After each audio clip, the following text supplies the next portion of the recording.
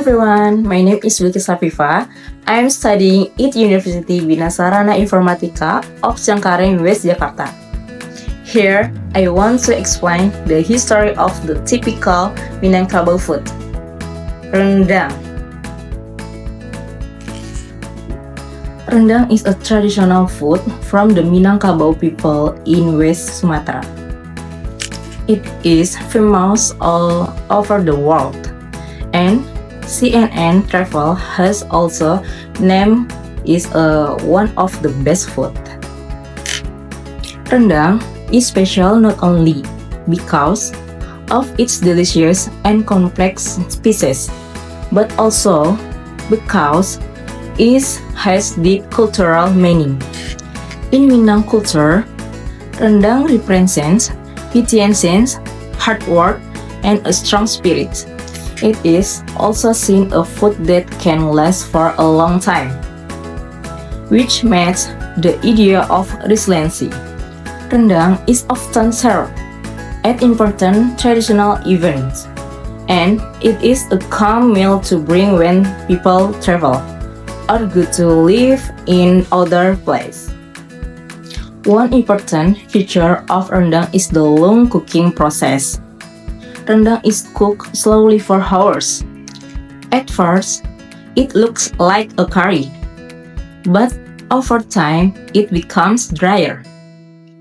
The spices sink deep into the meat, and the coconut milk changes into natural oil. This long cooking process can also be seen as the lesson about life. We need patience, focus, and careful work. Another benefit is preservation. Dry rendang can last for weeks without preservative, even at room temperature. Rendang has too many types. The first is sweet rendang, often called kalio. It is cooked for the short time, so it still has a thicker sauce and the meat is usually more soft. This type is usually eaten sun. The second is dry rendang. It is cooked longer until the spices become dark and sticks well to the meat because of its strong taste, difficult cooking method, and meaningful traditional. Rendang is more than just food. It is part of Minangkabau culture, a social symbol and local wisdom that people are proud of. That's why rendang is still loved and protected as a famous Indonesian dish worldwide. Halo, di sini aku mau melanjutkan untuk part 2-nya, yaitu ada di modal verb. What are modal verbs? Modal verbs are auxiliary verbs, helping verbs that provide additional meaning to a sentence, such as ability, permission, or necessity. Main characteristic of modal verbs. First, grammatical form. Modal verbs do not have an S ending in the third person singular. They remain identical across all subjects: I, you, he, she, it, we, they. Example, she can swim, not she can swim. Second, auxiliary nature. Modals are followed by the base form of the main verb without to. Exam for ought to. Example, we must go, not we must to go. Ability, can, and called.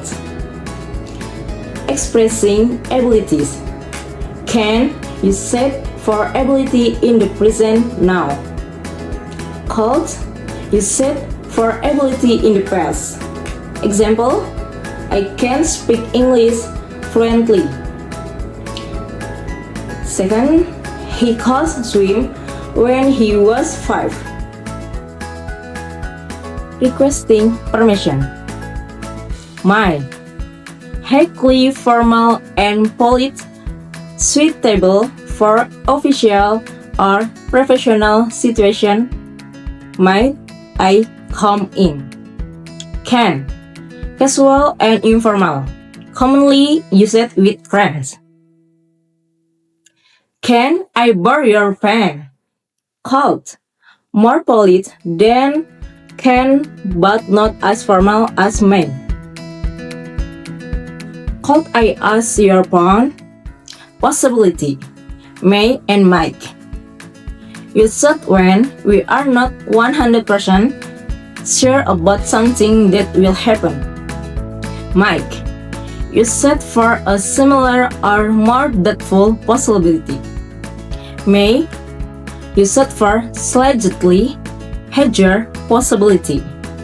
Example, it may rain later, break an umbrella. Must, necessity and deduction. Used to express an absolute necessity or something that is very important to do. Primary function. First, strong obligation. Necessary action or rules. You must wear a seatbelt. Second, logical certainty. Deducing the truth. She must be very tired. Third, prohibition. Must not. Rules against action. You mustn't smoke here. Advice and opinion. Assault to tell someone what is best for them. First, you should see a doctor. Second, we should start now.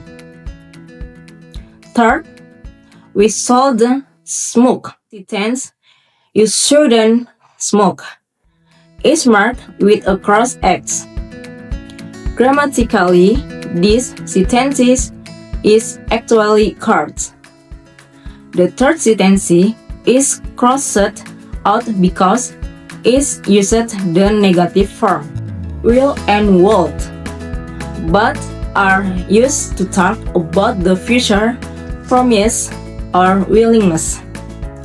But they are distinguished by tense and level of politeness. First, will.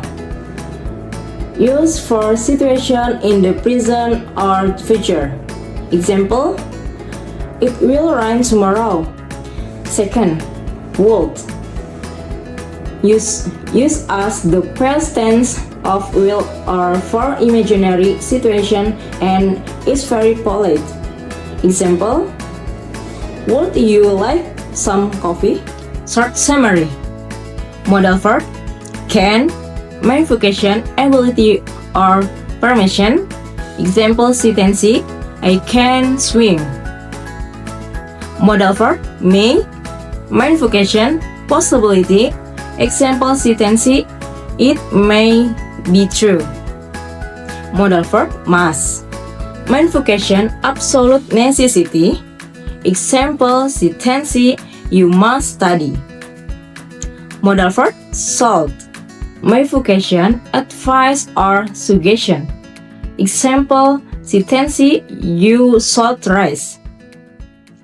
Modal verb, will, main vocation, future or promise. Example sentence, I will. Come error to avoid. First, double modals. Never use two modal verbs together. He will be able to go. Not, he will can go. Second, the two trap. Don't add to after standard modals. I must work. Not, I must to work. Third, subject verb. Don't add s for singular subject. She can swim, not she can swim. Thank you for your attention. That's all for me. Bye-bye!